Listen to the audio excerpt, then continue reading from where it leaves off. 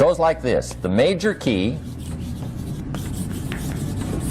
to your better future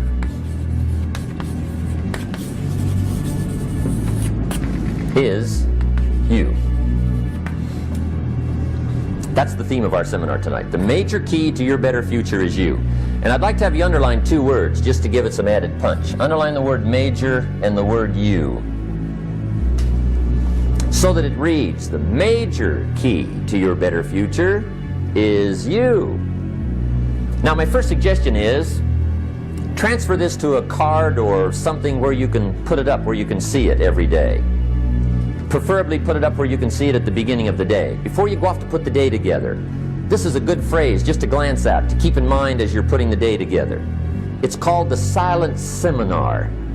If you'll just let this talk to you during the day, I found it to be tremendously helpful. The major key to your better future is you.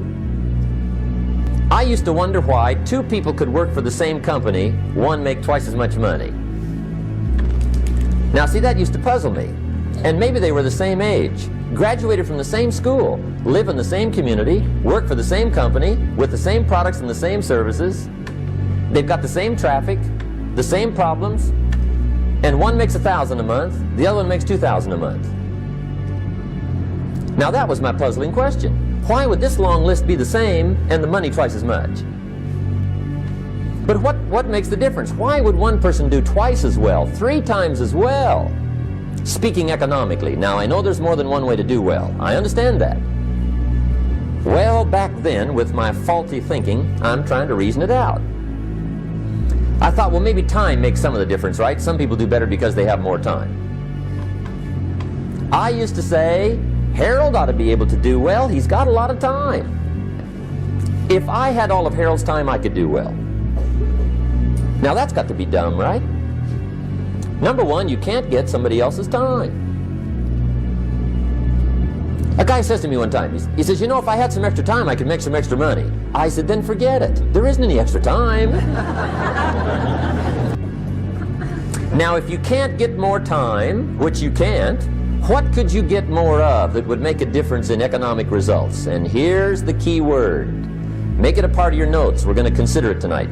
The word is value. You can't get more time, but you can create more value. Now, here's the first lesson of economics. Everybody should learn it from the time they're old enough to understand what a dollar means, how to earn one, how to get one, how to keep one, what to do with it. First lesson of economics. We primarily get paid for value. That's lesson 1. Bringing value to the marketplace, that's how you get paid. You don't get paid for the time. I know it takes time to bring value to the marketplace, but you get paid for the value, not the time. Now, since that's true, here's one of the key questions of the evening. Is it possible to become twice as valuable at the marketplace and make twice as much money in the same time? Could you become 3 times as valuable? Make 3 times as much money in the same time? Is that possible? The answer is yes, if. And it's always if, right? Life is known as the big if. And here's the big if we're going to consider it tonight. It's possible to do much better at the marketplace if you go to work primarily on yourself. And that's the theme of our seminar tonight. Learning to work primarily on yourself. People have asked me for the last 24 years, how do you develop an above average income? And the answer is, become an above average person. Develop an above average handshake. Some people want to be successful, they don't even work on their handshake. As easy as that would be to start on. They let it slide, they don't understand. Develop an above average smile. Develop an above average excitement. Develop an above average interest in other people. Develop an above average intensity to win. See, that'll change everything. Probably one of the most frustrating experiences in life is looking for an above average job with above average pay without becoming an above average person. It's called frustration.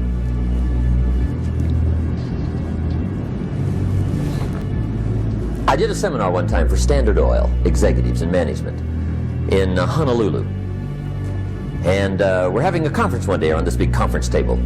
And one of them said to me, "Mr. Rohn, you know some fairly important people halfway around the world. What do you think the 80s are going to be like?"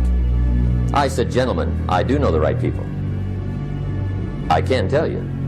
So they all listened very carefully. And I said, "Gentlemen, based on my wide experience, I can really honestly say to you, in my opinion, in the 80s, it's going to be about like it's always been." Aren't you glad you came? That's inside. I don't pass that around just everywhere. Now, of course, I said that to make a point, but I also said it because it's accurate. It's going to be about like it's always been. It isn't going to change. The tide comes in, and then what? It goes out. For 6,500 years that we know of, recorded history, and probably long before that. So it is not going to change. It gets light, and then what? It turns dark. 6,500 years. See, it's not likely to change. And Mr. Schoaf gave me probably the greatest clue he gave me when I first met him. He said, "Jim, if you want to be wealthy and happy the rest of your life, just learn this lesson well." He said, "Learn to work harder on yourself than you do on your job."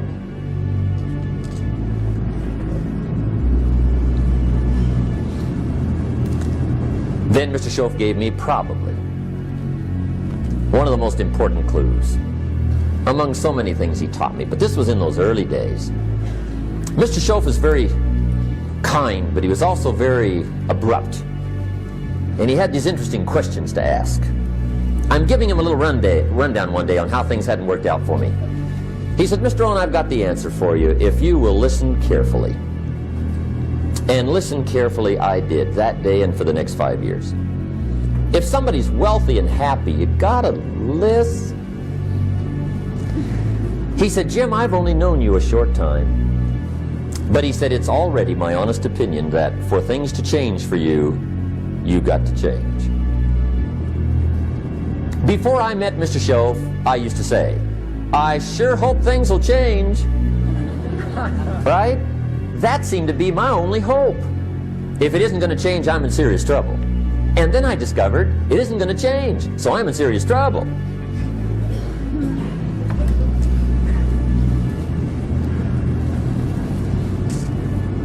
That wasn't quite the answer I was looking for. But that's the answer he gave me, and I pass it along to you on this warm summer evening in Anaheim, California, 1981. For things to change for you, you've got to change. Otherwise, it isn't going to change. Sometimes you can figure it out, sometimes there's no way to figure it out. Sometimes it goes well, sometimes it gets in a knot. Sometimes it sails along, sometimes it gets in reverse. See, that's not going to change. The last 6,000 years reads like this: opportunity mixed with difficulty. That's how it reads. It isn't going to change. The man says, "Well, if it isn't going to change, how will my life ever change?" Answer, when you change. And whether I'm talking to high school kids or business executives, my message is always the same. And it goes like this: the only way it gets better for you is when you get better.